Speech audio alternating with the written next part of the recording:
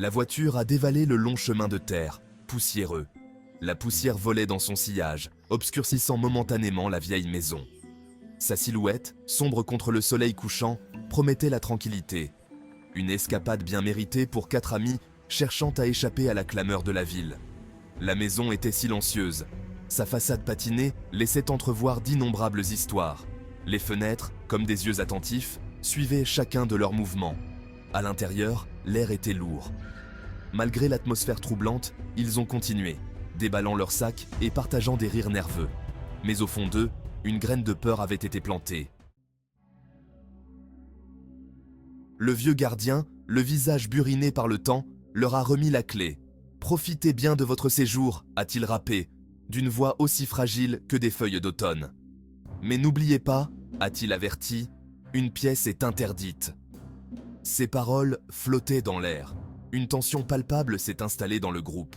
La pièce interdite, son existence même a déclenché un brasier de curiosité dans leur cœur.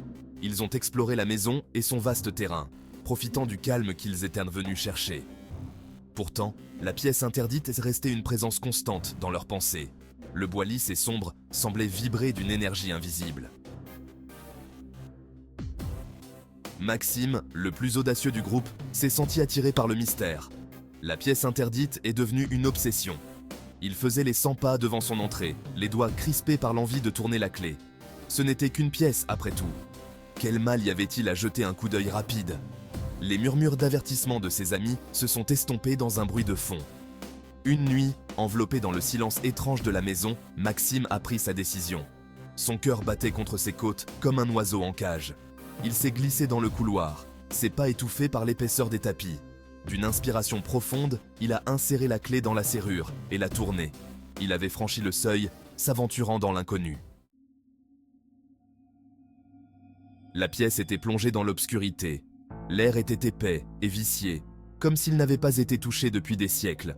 Maxime chercha à tâtons un interrupteur, la main tremblante. L'éclat soudain de l'ampoule a révélé une scène qui lui a glacé le sang. La pièce était vide, à l'exception d'une chaise solitaire placée au centre.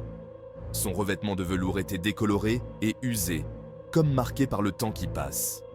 Alors que Maxime faisait un pas en avant, un cri a glacé le sang, a percé le silence. Il semblait provenir des murs eux-mêmes, résonnant dans toute la maison avec une intensité effrayante. La panique l'a envahi. Il a trébuché en arrière, le cœur battant la chamade. Le silence autrefois réconfortant se transforme en un cœur d'effroi. Maxime est retourné auprès de ses amis, le visage pâle et tiré. Il ne pouvait se résoudre à leur dire ce qu'il avait vu, ce qu'il avait entendu. Le souvenir de ce cri a glacé le sang était gravé dans son esprit. La maison, autrefois un sanctuaire, s'est transformée en une présence menaçante. Des murmures semblaient émaner des murs, portant au gré du vent des bribes de conversations oubliées. Leurs rires se sont éteints dans leur gorge, remplacés par des regards inquiets et des paroles feutrées. Le sommeil n'offrait que peu de réconfort. Les cauchemars les hantaient, peuplés de silhouettes fantomatiques et de cris glaçants. Ils se réveillaient en sueur, le cœur battant la chamade. Quelque chose ou quelqu'un avait été réveillé. La peur et la suspicion jettent de longues ombres sur leur amitié. Les jours qui ont suivi ont été un flou de paranoïa et d'effroi. Les amis, autrefois si proches, se regardaient désormais avec suspicion. Chaque sursaut, chaque bruit inexpliqué creusait le gouffre de peur qui s'était ouvert entre eux. Ils se disputaient pour des broutilles, la voix tendue par une terreur contenue. La tension de vivre sous un voile constant de peur commençait à détériorer le tissu de leur amitié. Maxime, rongé par la culpabilité et la peur, s'est replié sur lui-même. Il ne pouvait s'empêcher de penser qu'il avait déchaîné quelque chose de sinistre. Le poids de sa transgression pesait sur lui, l'étouffant. Il savait qu'il devait dire la vérité à ses amis. Clara, toujours aussi observatrice, a remarqué le changement chez ses amis. Elle a senti leur peur, leur suspicion. Poussée par l'inquiétude et un malaise grandissant, elle a décidé de découvrir la vérité. Elle a commencé par fouiller la maison, le cœur battant à la fois de peur et de détermination. Dans une pièce poussiéreuse du grenier, cachée dans un coffre oublié, elle a découvert un vieux journal intime. Sa couverture en cuir était craquelée et décolorées, ses pages jaunies par le temps. Le journal appartenait à une jeune femme qui avait vécu dans la maison il y a de nombreuses années. Alors que Clara parcourait l'encre délavée, une histoire d'amour, de trahison et de folie s'est déroulée sous ses yeux. La femme parlait d'une pièce cachée, une pièce où son amant avait connu une fin tragique. Et puis, les entrées se sont arrêtées brusquement.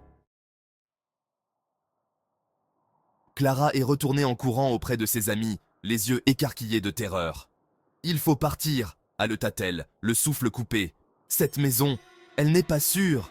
Ils ont écouté en silence, stupéfaits, alors qu'elle leur racontait l'histoire de la jeune femme et de la pièce interdite. Les pièces du puzzle se sont mises en place. Le visage coupable de Maxime confirmait leur pire crainte. La panique s'est emparée d'eux. Ils ont fait leur bagage à la hâte, leurs mouvements alimentés par l'adrénaline et la terreur. Chaque craquement du plancher, chaque murmure du vent contre les fenêtres leur donnait des frissons dans le dos. Mais l'évasion n'allait pas être aussi facile. Ils étaient trop pris au piège, prisonniers d'un cauchemar qu'ils avaient eux-mêmes créé. Le désespoir leur serrait la gorge, menaçant de les consumer. Ils se sont blottis les uns contre les autres, le visage pâle et tiré à la lueur vacillante des bougies. Le poids de leur situation pesait sur eux, lourd et suffocant. Au milieu de la terreur, une lueur d'espoir est apparue. Un plan, audacieux et dangereux, a commencé à prendre forme.